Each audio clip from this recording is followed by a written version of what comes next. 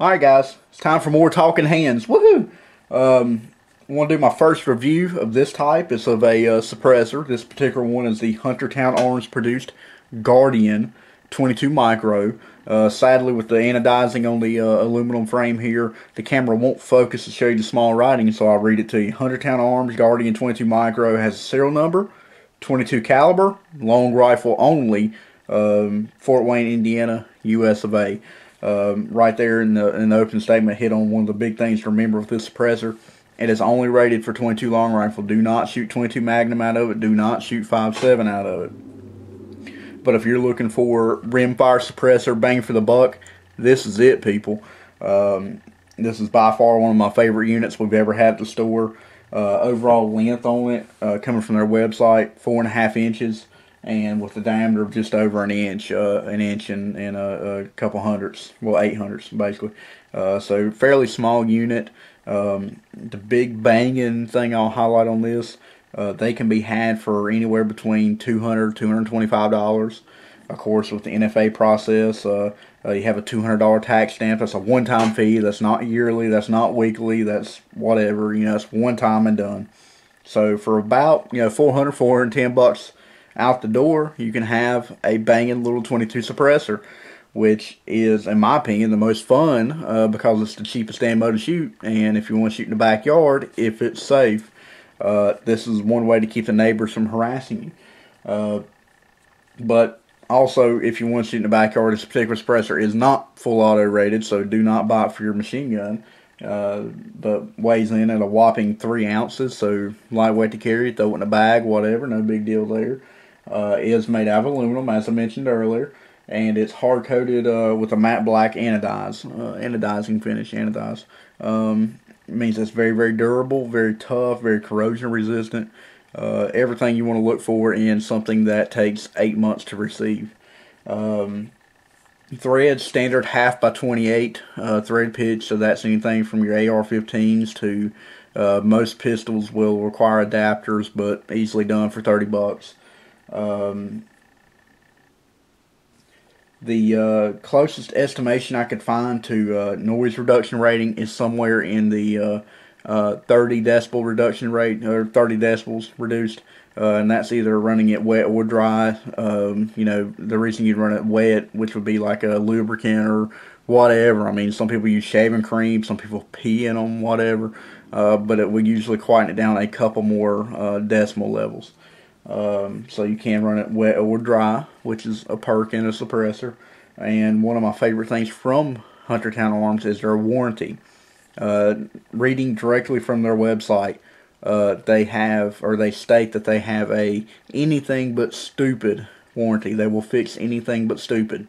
Number one thing they have on there for stupid: do not shoot 223 out of 22 suppressors. It will damage it. Or will destroy it. You'll look like Elmer Fudd. But another glorious thing about this suppressor is a few of the other rimfire suppressors out there, and suppressors in general, if you can take them apart for cleaning, you have to have this special tool. This one you don't. This one just takes a 1-inch wrench, and actually mine's not even tight enough for it to even matter. It can come right apart, but just 1-inch or adjustable wrench or 1-inch wrench or whatever, and end caps come off both sides. Longest threads in the business, I swear. Then come back to the entry side. Tube is not directional. It's the same on the other side. You can literally put the baffles back in either way as long as you put them back in correctly. And for maintenance, set your 2 end caps to the side, and sometimes they'll push right on out. And what we'll see here is just a basic K-baffle style suppressor. Real simple cones that stack on top of each other, and you have one that looks a little funky. That's your blast chamber where the round first enters into the suppressor. But basically stack inside the tube like that, and as the round passes through the almost perfectly sized hole in each baffle, gases roll off, and that's what gives you your sound suppression. Tube, just empty tube. Woohoo! This is actually what takes so long to get because it is the serialized part. The baffles, or not, but just basic 4K baffles there. Want to show you how easy it is to field strip and take apart. My tip for cleaning baffles in a suppressor: get you a bucket that is the respective size required to hold everything you want to put in there. Put some vinegar in it. Drop your baffles. You can even drop your end caps in there if you want to. You can even drop your tube in there. I never have, but you can. Let it set in the vinegar for a couple hours, and it will soften the lead and the carbon that's built up on them. You can then wipe them out. I usually just use a paper towel and wipe them out. I'll usually then throw them back in the vinegar for another hour or so. Take them straight from the vinegar, throw them in a case tumbler. I've got a Hornady case tumbler, like for reloading, vibratory tumbler. And just throw them in there for a couple hours. They will come out all nice and shiny and new looking, instead of having to sit there with a metal brush and scrub and scrub and scrub. But anyways, enough talk. Let's put this thing back together. Like I said, tube's not directional, so we'll just pick it in. Screw the tube back, or end cap back in.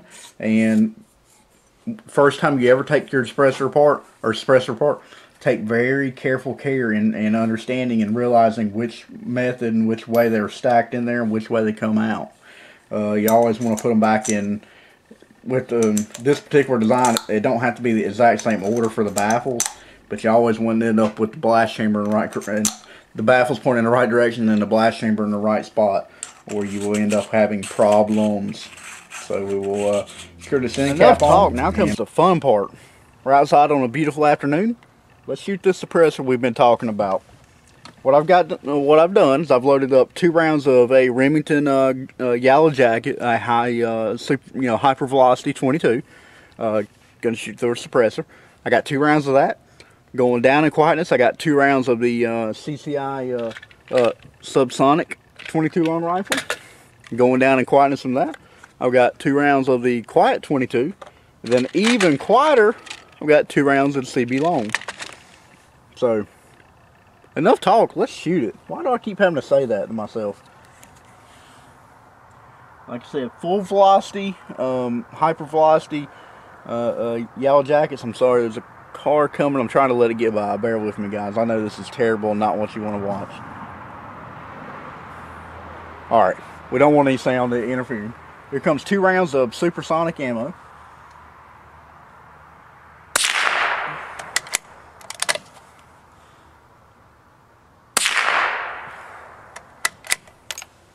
Kind of loud there.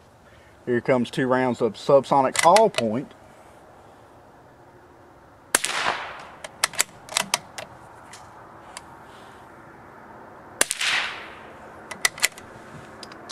Two rounds of CCI Quiet 22. Let this car get by, I'm sorry.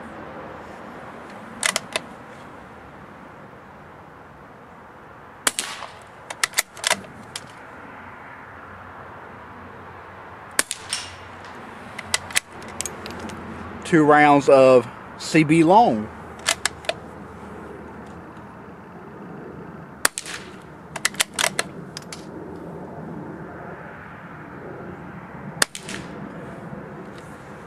A lot of difference there, eh? No, I'm not Canadian, but I am a hockey fan, so I started saying A for some reason. I'm sorry, I know I need to stop. Anyways, hopefully you enjoyed the demo portion of the video. Like I said, if you, I'll probably throw a link down in the description for the info on this. It's a wonderful suppressor from Huntertown Arms, Guardian Micro. Retail is like $200 bucks, $220 bucks, $200 tax stamp. 8 months later, you've got an awesome little suppressor for a very fair price. But I appreciate you watching. Like, favorite, subscribe. Any questions, let me know. Comment down below. If you haven't done so already, check Facebook. Should have a link down there. Give me a like on there. And appreciate you watching. Thanks, guys.